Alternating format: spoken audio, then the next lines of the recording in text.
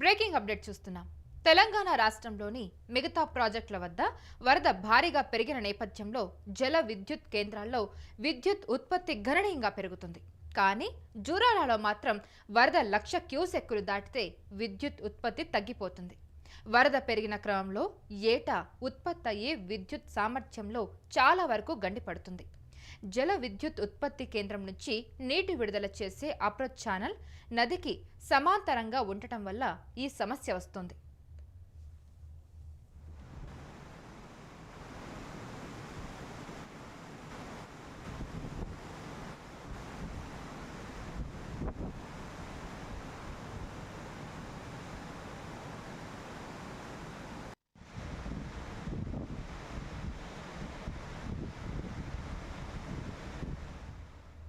దీనిపై గతంలో జెన్కో నిపుణుల కమిటీ అధ్యయనం చేసి నివేదిక ఇచ్చింది.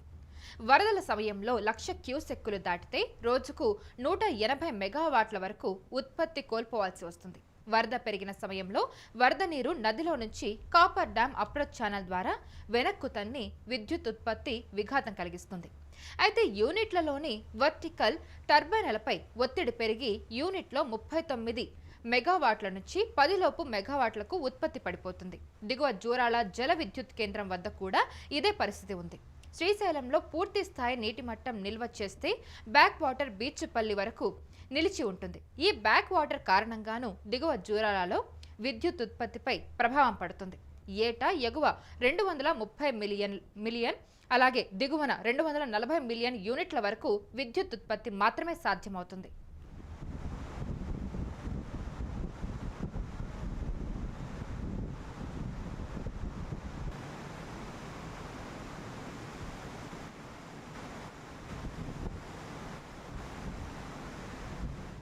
రెండు కేంద్రాల్లో జల విద్యుత్ ఉత్పత్తి పెంపు కోసం ప్రత్యామ్నాయ చర్యలపై మంత్రికి సంబంధిత జెన్కో అధికారులు స్థానిక పాలకులు వివరించాల్సిన అవసరం అయితే ఖచ్చితంగా ఉంది. కాపర్ డ్యాంను ప్రస్తుతం ఉన్నదానికి అదనంగా మరో 500 నుంచి 1000 మీటర్ల వరకు పొడిగించే అంశంపై కూడా ప్రభుత్వ సాధ్యాసాధ్యాలను పరిశీలించాల్సిన అవసరం అయితే కనిపిస్తుంది.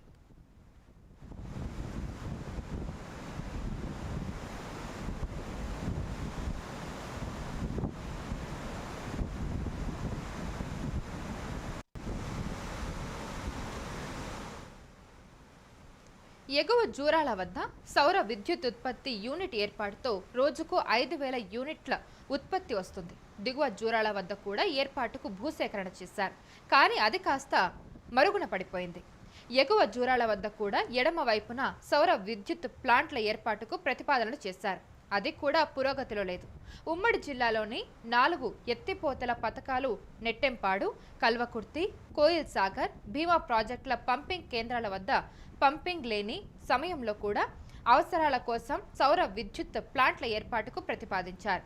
అవి కాగితాలకే పరిమితమైపోయింది. మంత్రి ఉత్తమ్ కుమార్ రెడ్డి జూరాలకు వస్తున్న నేపథ్యంలో పాలకులు, అధికారులు ఈ అంశంపై దృష్టి పెట్టాల్సిన అవసరం అయితే ఖచ్చితంగా కనిపిస్తుంది.